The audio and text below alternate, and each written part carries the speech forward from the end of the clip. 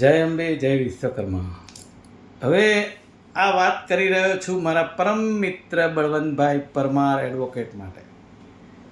બળવંતભાઈ પરમારને મને રાજકારણ શીખવાડવાનો બહુ શોખ છે. શીખવાડજો, કદાચ તમે 2-3 વર્ષ મોટા હશો, શીખવાડજો. પરંતુ બળવંતભાઈ પરમાર, તમે ભૂતકાળમાં શું કહ્યું હતું એ વાતો તો યાદ કરો. તમે આજે શું માઇક પકડીને બેસી ગયા છો કે તમને અત્યાર સુધી કોઈ માઇક આપી નથી 14 વર્ષથી, એટલે તમને માઇક મળી ગયું છે. તમે મને કાંતિભાઈ પ્રાગજીભાઈ પીઠવા માટે શું શું વાતો કરી છે તો કહો. કે સમાજના આગેવાનોને એમણે રોડાયા છે, એમણે બહાર બેસાડી રાખ્યા હતા, અમને ગાળો દીધી હતી. આ બધું મારી પાસે સાબિતી છે તમે બોલ્યા હતા. હા, હસમુખભાઈ સોલંકી જુનાગઢની અંદર મુકેશભાઈ તમારી વિરુદ્ધમાં ગમે તેમ બોલતા હતા. આ કહેવા માટે દાસકાકાને તમે પ્રવીણભાઈ ઝુલાવાળાને ત્યાં બોલાયા હતા. અને બળવંતભાઈ, આજે તમારા એક નાનકડો એવો સ્વાર્થ કે જેમાં તમારે ક્યાંક મંડળમાં ગોઠવાઈ જવું છે અથવા તો મણિનગર શાખામાં ગોઠવાઈ જવું છે, એટલા માટે તમે અત્યારે સ્ટેટમેન્ટ તમારું બદલી અને જાણે વાલા થવાનો પ્રયત્ન કરો છો. આજીવન સભ્યો નહીં પસંદ કરે. આ 2-4 જણા કરશે. આ જગદીશ રાઠોડને તમે એવું કહેલું ફોનમાં કે હું તું જ્યાં મળીશ ત્યાં તને મારીશ. આ જગદીશ રાઠોડ 3 દાડા ઘરમાંથી નીકળ્યા નહોતા. એના ઘેર હું ગયો ત્યારે એણે મને કહ્યું, જગદીશ પેલો ભાઈ બળવંતભાઈ પરમાર મને મારવાની વાત કરે છે. આમાં ક્યાં કોનો નેઠો ક્યાં છે મને સમજાતું નથી. અને બળવંતભાઈ, ભૂતકાળમાં તમારી સાથે સમાજમાં શું થયું છે આખો સમાજ જાણે છે ને વાતો કરે છે. આ તો બધા મને ફોન આવે છે, કહે છે કે શું જોઈને બળવંતભાઈ પેલું એ કરતા હશે. એમને કહેજો કે રમેશ પાટિયાને ખાલી યાદ કરે. બોલો, હવે મારે શું કહેવું. પણ આપણે કોઈ દિવસ કોઈની નિજી લાઈફમાં પડવા માગતા નથી. પણ બળવંતભાઈને ખબર નહીં કેમ મારી દીકરી, મારા દીકરા, મારા વેવાઈ, મારા કુટુંબી, આ લોકોમાં રસ છે. મારી પુત્રવધુએ મૂકેલા સ્ટેટસ એમણે મૂક્યા ગ્રુપમાં. અરે ભાઈ, શું સાબિત કરવા માગો છો? હું રાજકારણી માણસ છું યાર. ભલે કદાચ મારા જીવનની અંદર તકલીફોથી પીડાતો હોઈશ, એનાથી શું થઈ ગયું? બળવંતભાઈ, તમારા ઘરમાં એ દીકરી છે. શું જોઈને તમે મારી દીકરી માટે આવા હવાતિયા મારવા નીકળ્યા છો? શરમ આવવી જોઈએ તમને. તમે સમાજના કેટલાય છૂટાછેડાના કેસમાં શું કરો છો બધી ખબર છે. તો એનો મતલબ એવો નથી કે મારે તમારી વાત કરવી જોઈએ. મેં ક્યારેય નથી કરી. હું કોઈની વાતમાં ક્યારેય પડ્યો નથી, કોઈના માટે બોલ્યો નથી. આ જે કોમેન્ટ કરનારા છે ને, એમાંથી કેટલાકની હિસ્ટ્રી જાણું છું, છતાં હું કંઈ બોલ્યો નથી. કે આપણે એની પોતાની અંગત લાઈફ, જિંદગી કે એની હિસ્ટ્રી વિશે આપણે ક્યારેય કોઈનું બોલવું નહીં જોઈએ. એમાં કોઈની પ્રતિષ્ઠાને હાનિ પહોંચે અથવા એના માન સન્માનને ઠેસ પહોંચે એવું કામ નહીં કરવું જોઈએ.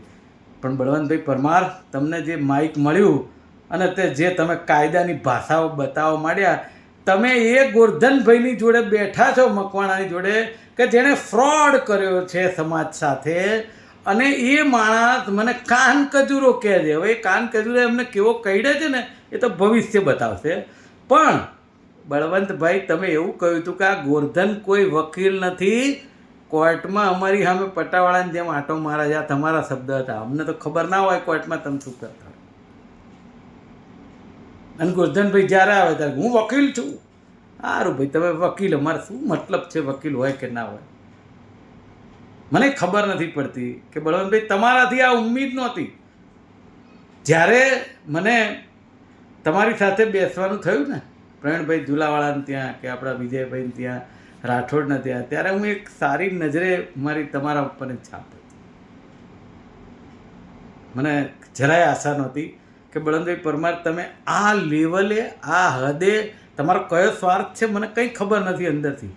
મને આજે હજી સમજાતું નથી. મેં 1-2 જણને કીધું, મેં કહું આ બળવંતભાઈને શું સ્વાર્થ છે, ખબર નથી પડતી. અને આમ તો એમ કહેતા હતા મને સમાજમાં કોઈ રસ નથી. આ લુહાર સુથાર સેવા સમિતિ શરૂ કરી તો એમાં ક્યાં અમે વચ્ચે આવ્યા? કોઈ આવ્યું? હા, એકવાર જ્યારે શરૂઆતની એક મિટિંગ હતી ત્યારે મને બોલાયો હતો, આમંત્રણ આપીને પ્રવીણભાઈ ઝુલાવાળાએ. તો મેં કહ્યું હતું, મેં કીધું આ તમે ના કરો તો સારું, એની જગ્યાએ મણનગરવાડીમાં કામ કરો. તોય આ બળવંતભાઈને બધાએ પ્રવીણભાઈ ઝુલાવાળાને કહ્યું તમે આને કેમ બોલાયો? ભાઈ હું તો સારી વાત કરતો હતો, છતાંય એના પહેલાં જ્યારે આ શરૂ કરતાં પહેલાં આપણે સીટીએમ ધીરુભાઈ ત્યાં ભેગા થયા ત્યારે ખાલી વાત જ કરી હતી. એ વખતે તો કોઈ સમિતિની રચના કંઈ નહોતું કે ભાઈ આવું કંઈક સારું કામ કરવા જઈ રહ્યા છીએ. તો પ્રવીણભાઈ ઝુલાવાળા અને ધીરુભાઈ બધા સાક્ષી છે કે મેં સૌથી પહેલું કહ્યું હતું કે મારું કાંતિભાઈ મારું નામ લખી લેજો, અમે 1000 રૂપિયા દર મહિને આપીશું. કારણ કે એક સેવાનું કાર્ય થઈ રહ્યું હતું, એમાં કોઈ સમિતિ બમિતિની વાત નહોતી. સમિતિ તો પછી બની. પણ બળવંતભાઈ હંમેશા કોઈની વાતમાં પડતા પહેલાં વિચાર કરવો જોઈએ. કોઈક આપણને છે ને પીઠ 2 દિવસ 4 દિવસ થાબડી લે એનો કંઈ મતલબ નથી.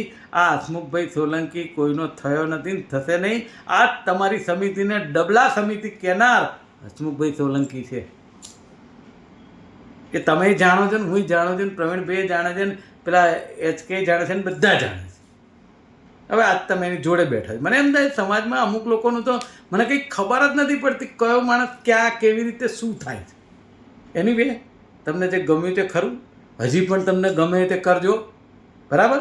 પણ તમે જે મારા પરિવાર વિશે વાત કરી છે અને મારા માટે જે માનહાનિ થાય એવા શબ્દનો પ્રયોગ કર્યો છે, મારી પાસે બધું રેકોર્ડિંગ છે, બરાબર. એના માટે હું તમને જવાબ બળવંતભાઈ 100% આપીશ. બસ આમ તો તમે મારા વડીલ છો, આપણે જોડે ખાધું છે એટલે આ વધારે કંઈ કહેવા માગતો નથી તમારા જેવા માણસને, પણ તમને શરમ આવી જોઈએ 100%.